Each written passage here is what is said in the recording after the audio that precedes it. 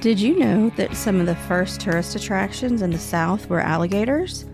The St. Augustine Alligator Farm got its start on the beaches of Anastasia Island in 1883.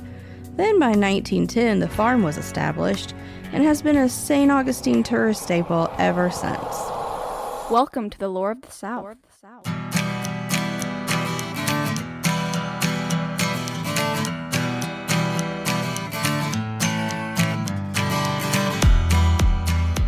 Follow the show on social media to keep up with what's going on and to see pics that go along with each episode. Search for Lore of the South on TikTok, YouTube, Instagram, and Facebook.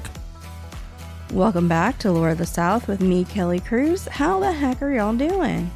And happy first weekend of fall. It actually was fairly nice this morning. I even went out and mowed the grass, y'all. We have almost 2 acres, and I did just about the whole thing. Haven't done that quite a while. It's good to not have anemia anymore. So we went to Halloween Horror Nights and we had a blast. Went to Margaritaville beforehand to toast old Jimmy Buffett. I had the fish tacos. They were super yummy, piping hot, and covered in coleslaw. Coleslaw will come back into play later. So we go down to the little area after we eat to check in for the tour, and we get in our little group, and so off we go. And I think there was 11 people in our group, so just enough. And we had this one guy kind of tagged along with me and Michael. He was by himself, producer Mike, and he was also a Mike, but he was Canadian Mike, so that's how we told the two of them apart. We had Michael and Canadian Mike on this little tour. It was pretty fun. And we did all 10 houses, y'all. All 10 of them in like 4 hours. And we even had like 3 10 or 15 minute breaks. Like they take you to these special bars and stuff like that and have snacks and different stuff like that available for the people on the RIP tours. And we even got to go up on the top floor of the Jimmy Fallon Tonight Show ride building. Where like there's this big balcony, and usually it's like reserved for like VIP kind of stuff. So that was pretty neat, and you got a bird's eye view of the whole park. It was kind of cool. But y'all, if y'all ever do Halloween Horror Nights, or if you do go to Halloween Horror Nights and you can pull off the RIP tour, definitely do it. Like, it is so worth it. Our tour guide at the very end was leaving us at the VIP section at the show. I can never remember what the names of the shows are. And the seating was so tight, I thought I was gonna have a panic attack, because like we were nearly like cheek to cheek, y'all, sitting on these like stadium style seats. And so I had to get out of there. We got back to our hotel room. We stayed at Sapphire Falls, also highly recommend. It's gorgeous. They do such a good job with their theming, and you really feel like you're just like in some tropical getaway when you're there. Royal Pacific's similar, except for Sapphire Falls is like Caribbean, and obviously Royal Pacific has like a Polynesian theme. So we get back to the hotel room. We think we're starving, so I order a hamburger from room service, which is only the second time we have ever done that. But anyways, y'all, so I'm still not feeling all that great. I'm thinking like, this was not a panic attack. I should be feeling better by now. And then y'all, the revenge of Jimmy Buffett's coleslaw hits. Y'all, don't ever eat hot coleslaw. Ever. I don't think it matters how fresh it is. Don't ever eat hot coleslaw. And I have learned my lesson. I have now joined the no coleslaw team unless I made it or my mama makes it. Because no ma'am, no sir. That was not fun. So we slept in the next morning, got a late checkout for noon, and drove back home. We had a really good time. And I guess I'll tell y'all my favorite houses. I think Stranger Things, just because I'm a huge fan of the show, it was really cool. Like when you first go in, it's like walking into the trailer park. So in the last season. And then my other house that I really liked, which was a complete surprise to me, Darkest Deal, I think is what it was called. Yes, Darkest Deal. And if y'all look back to the Crossroads episode, this house is all about Robert Johnson and him selling his soul to the devil at the Crossroads. Dude, y'all, the scare actors in it looked like Robert Johnson. It was crazy. It was just so neat. And our guide told us that the Universal creative team created the entire soundtrack for this house. So, I mean, that's pretty amazing. I think in my next life, y'all, I'm going to come back as like a set designer. I mean, that's one of the main things that I go to Halloween Horror Nights for is these sets that they build. I mean, and they do it like in the middle of the night during the summer before, you know, the Halloween season even starts. And the detail is crazy. I'm going to eventually get to do what they call the unmasked tour, where you get to go through the houses in the daylight with all the lights on, no jump scares or anything like that. And you could actually see all the details. And I think that would be an amazing trip to do. So, okay, let's see. One more house I'll talk about. Monsters Unmasked, which is all of like the classic Universal monsters. They had like a big section for Phantom of the Opera, and the Invisible Man was in there, but it was supposed to be like late 19th century Paris, I believe, and they did a really good job with it. Like, you felt like you were in a totally different place. But I don't want to give out too many details because I think Halloween Horror Nights goes until like the first weekend in November. Something like that. So in case anybody of y'all end up getting down there to go, it was definitely worth a trip. So let's move on to history making news. And y'all, this one's a good one. I actually kind of got excited when I saw the headlines for this one, and I'm really hoping that we're going to see some documentaries come up about it, because y'all know I get excited about such nerdy stuff. But anyways, so let's dig up this week's history making news.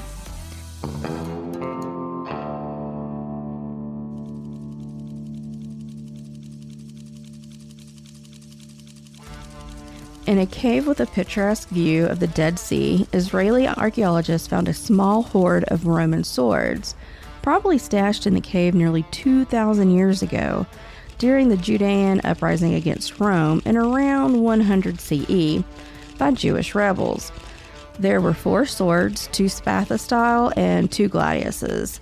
The Spathis being the longer of the 2 and used by the cavalry, and the gladius were used by Roman foot soldiers.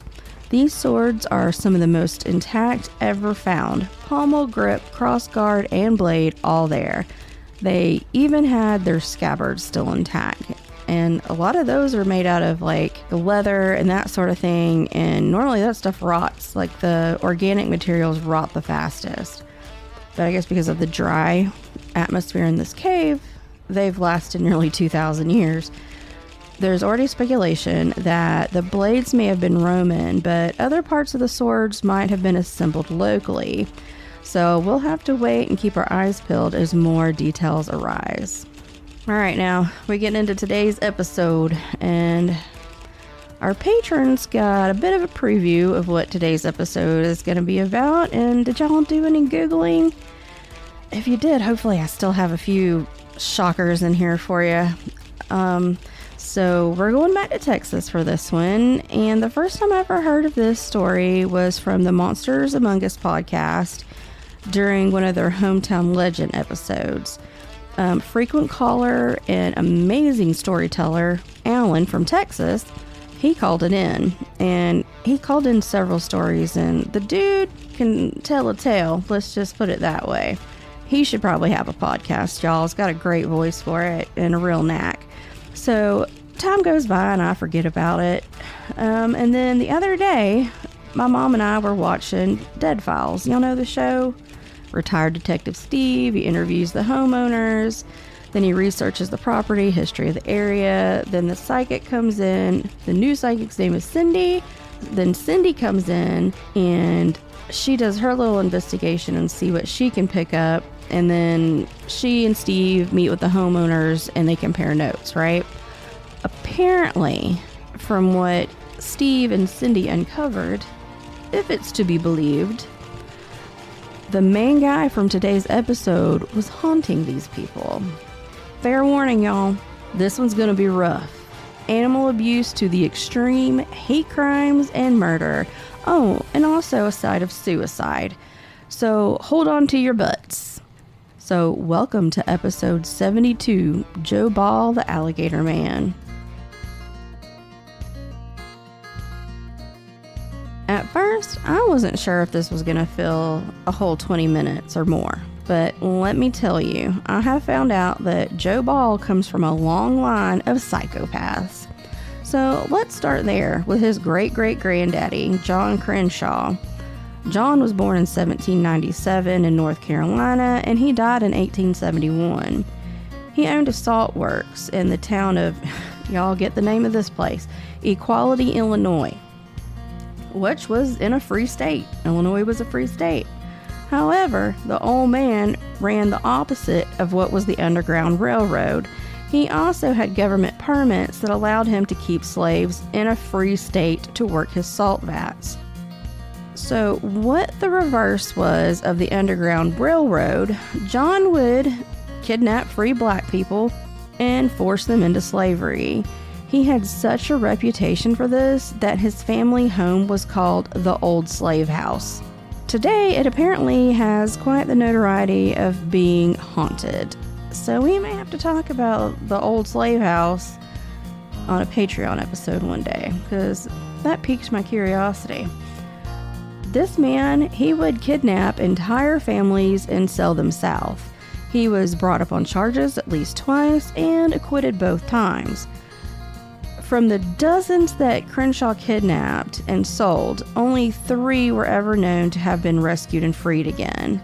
So let's just say that this kind of evil lurked in Joe's great-great-grandfather, and maybe Joe inherited a touch of it too.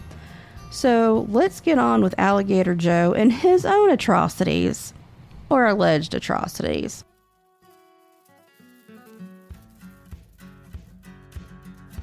Joe Ball, he came from a small town called Elmendorf, Texas. It's on the outskirts of San Antonio. In 1885, Joe's father, Frank, moved to Elmendorf. He took out a small loan and opened a cotton gin.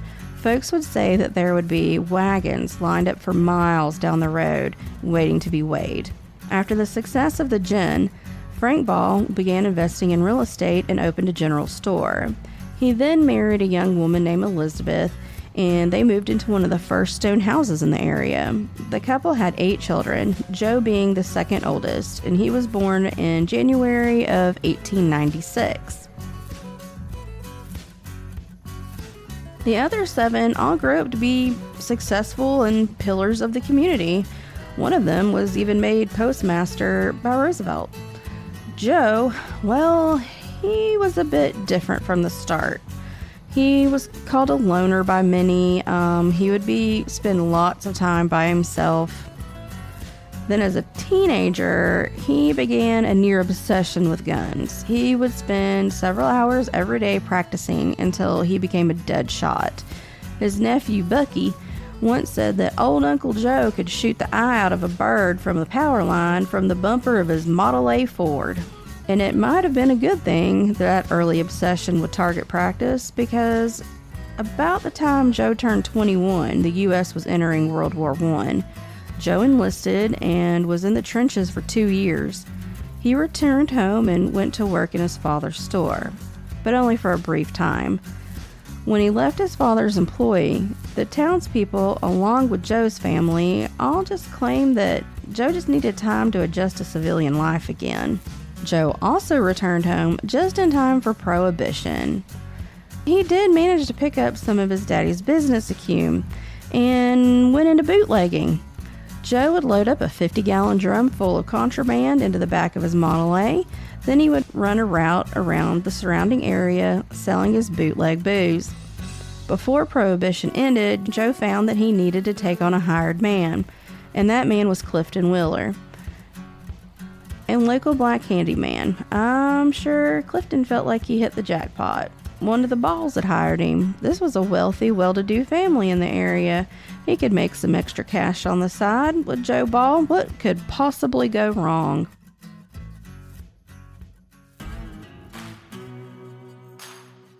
It wasn't long until Wheeler found out. He found himself doing most of Joe's dirty work, and During this time, if the two got caught in their illegal trade, it would be Wheeler who got the worst of it.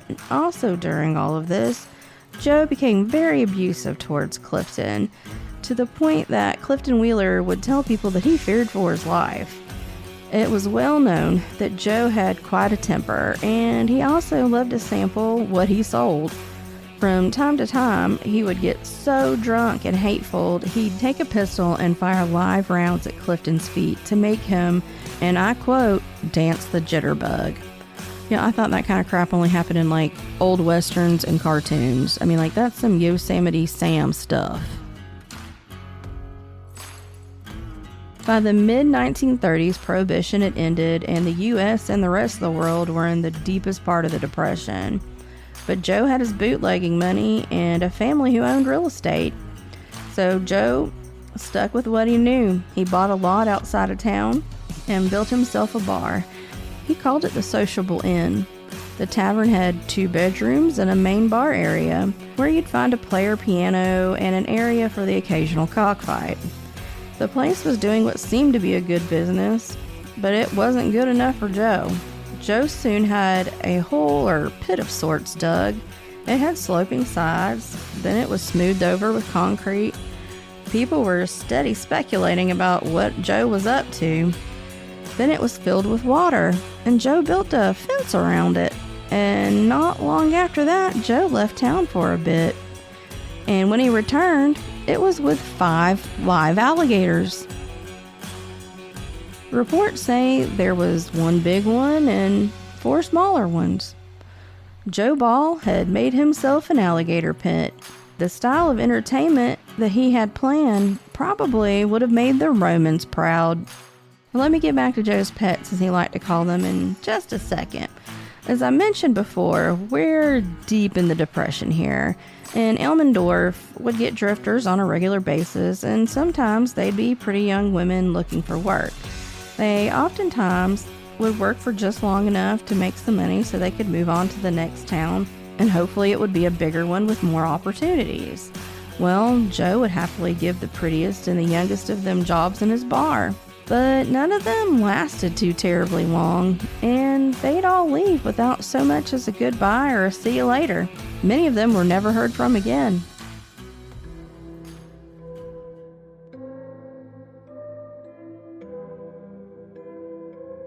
In 1934, a woman named Minnie Goddard, or Big Minnie to some, arrived at the bar asking for a job. Well, she got it, and she and Joe seemed to hit it off well, even if Joe's patrons didn't particularly care for her.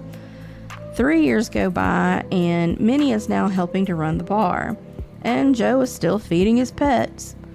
When a new waitress is hired on, Dolores Goodwin, Joe is immediately taken with young Dolores, and she with him. Then, yet a third woman enters the picture, young, smart, and beautiful Hazel Brown.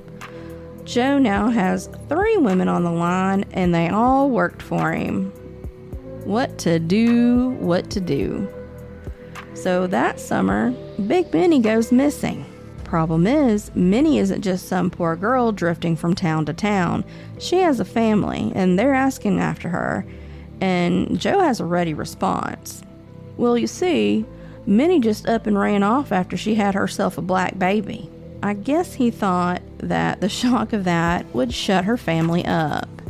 I guess it did for a minute, because in those days, that would have been, having a baby out of wedlock would have been shocking enough, but a mixed race baby? Oh my gosh. Yeah, that would have been something else in the 30s. After Minnie was gone for a bit, he and Dolores get married. And y'all, she married him even after he used her face to break a bottle. She had a permanent scar that ran from the corner of her eye to her chin. Y'all will be able to see it in the pics I post on social media. Oh, and then y'all, after Dolores becomes his wife, he either confesses or tells her threateningly what happened to Big Minnie. Minnie hadn't run off in shame. Joe had taken her to the beach on a date, where, with one hand, he pointed at something in the distance, and with the other, he pulled the trigger and put a bullet in Minnie's head and buried her right there where he'd shot her. Dolores seemed not to believe Joe, or at the least she never brought it up again. At least not for years.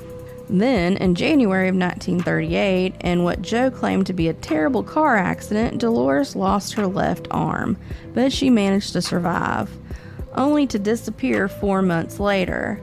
Not long after that, young and beautiful Hazel also goes missing. How odd that 3 women who all were in relationships with Alligator Joe went missing in such a short time span.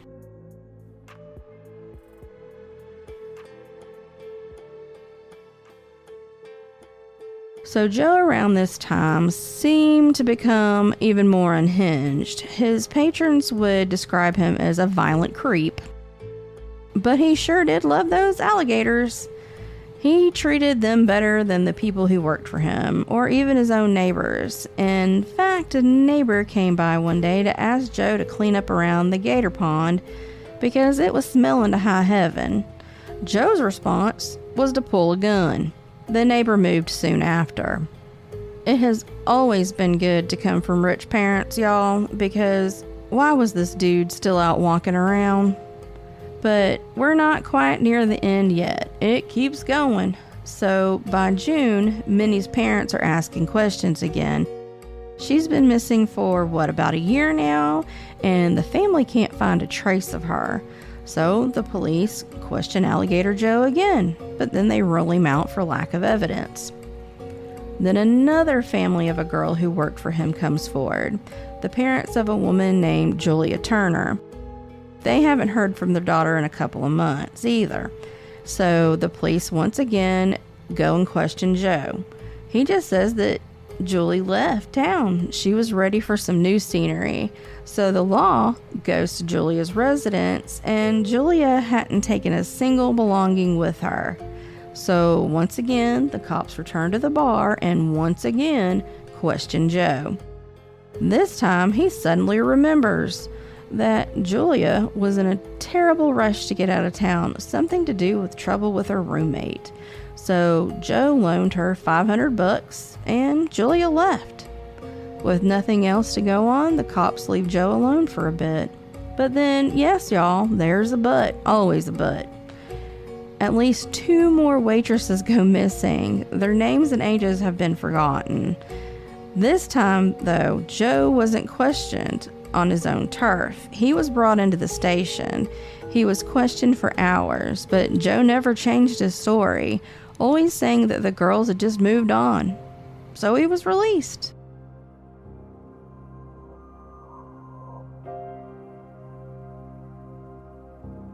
Another year goes by. It's now September 23, 1938. An old neighbor of Joe's stops by the sheriff's office to tell about how he's pretty sure he once saw Alligator Joe sawing up a human body to feed his pet gators. In a huge coincidence, another man comes into the office to tell the sheriff how he saw Joe leave a barrel behind the barn on his family's property. When he went to investigate, he said the barrel smelled worse than death. So the sheriff said he'd send someone out the next day to check it out. By the next morning, the barrel was gone, but the reporter's family told law enforcement the same story. So deputies decided to head back down to the sociable inn and talk to Joe once more. This time they told Joe what had been found and that they were going to take him back to San Antonio for questioning. Joe asked, seemingly innocent enough, if he could at least lock the bar up first. The deputies agreed. Joe went into the cash register. He hit the no sell tab to open up the till. But it wasn't cash that he pulled out. It was a pistol. And at first he waved it around the air. The deputies took cover. And then Joe turned the gun on himself and pulled the trigger.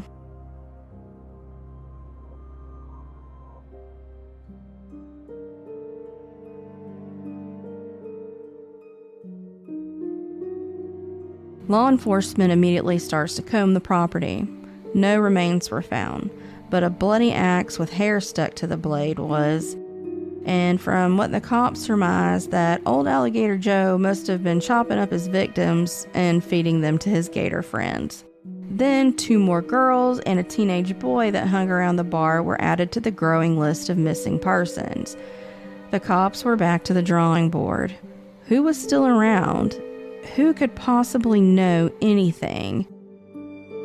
Oh, that's right, Joe's longtime employee, Clifton Wheeler. So they bring Clifton into San Antonio, and at first he tells them he doesn't know anything. Then he finally breaks, and he tells the cops that Hazel had met someone new and was going to move away with him. Well, that didn't set well with Joe, and he killed her. Police had Clifton take them to where they had buried poor Hazel. It was a place close to the San Antonio River. They began to dig, and not long after, blood or some sort of foul-smelling liquid began to pool in the sand. The deeper they dug, the worse the smell. Most of the men probably regretted having breakfast that morning. They first pulled out a pair of arms, then legs, and then there was the torso. When the police asked Clifton Wheeler where the woman's head was, he pointed toward the remains of a campfire, and that's where they found pieces of a skull. And that's when the whole story came pouring out of Wheeler. Joe had come to Wheeler, stinking drunk, wanting him to help him move a barrel. So Wheeler helped. Then, once they got to the remote location, Joe dumped the contents of the barrel. It was a dead body. He ordered Clifton Wheeler to help him saw it up to better hide it. Clifton at first refused, but after a threat and seeing how drunk his boss was, he decided he'd hold the body still for Alligator Joe, and the two would take breaks between body parts to drink more to help them deal with the gruesome task.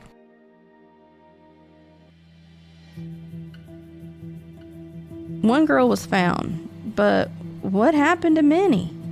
Clifton had the answers for that too.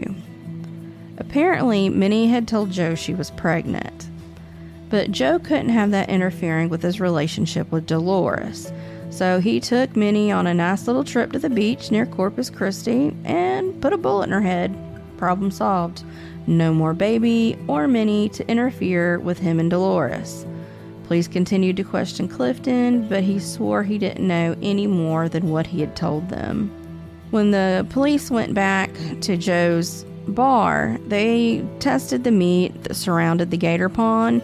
They found it to be not of human origin. Then they also found a scrapbook filled with women's pictures.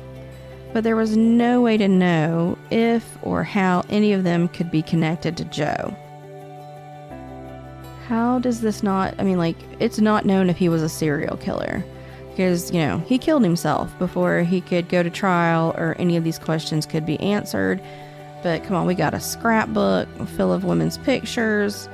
He also had locks of hair and stuff like that. So he was keeping trophies. That's totally serial killer moves, right? The investigation continues.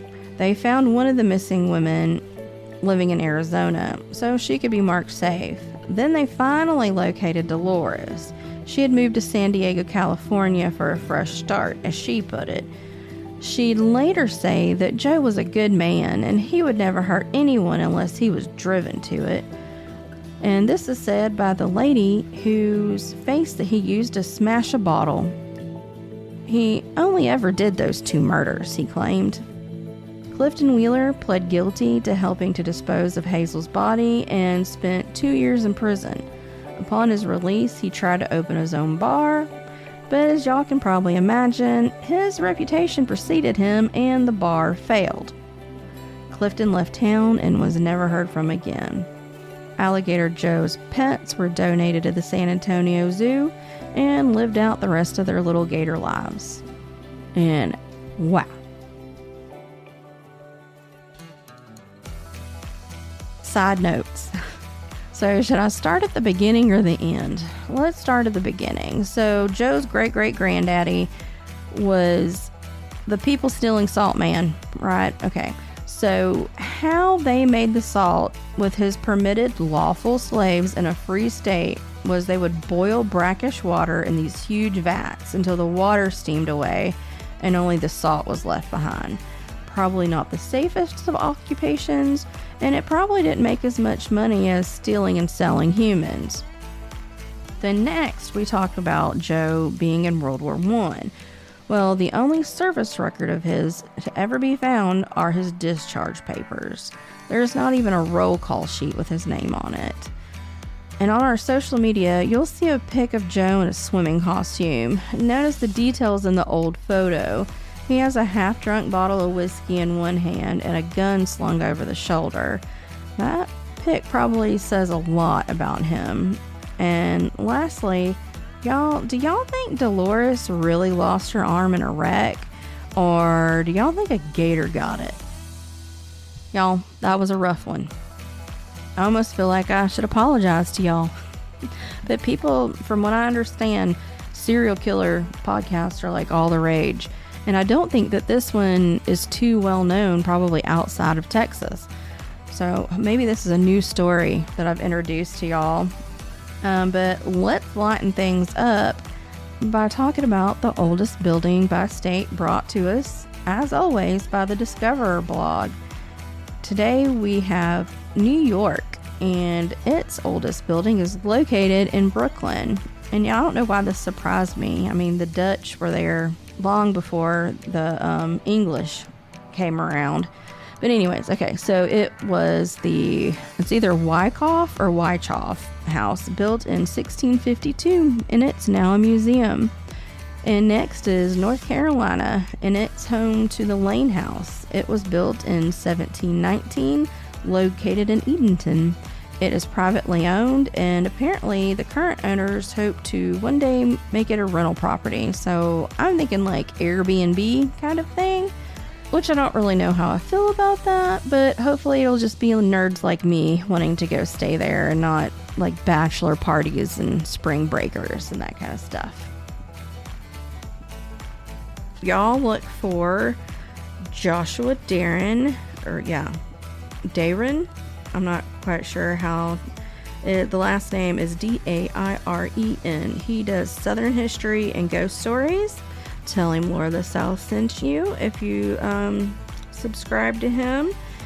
There's also another one called Abandoned Florida for our Florida listeners, or people who just like seeing a guy narrate and talk about the history of these small, nearly abandoned towns. Some of them are completely abandoned, but it's pretty interesting stuff there. And the name of that channel is Abandoned Florida. And y'all, okay, we're getting into spooky season. So y'all know I like to watch the spooky stuff this time of year, but I have a hard time finding anything that's really worth watching. It is hard for me to sit through a horror movie just because usually they're so predictable and so cheesy.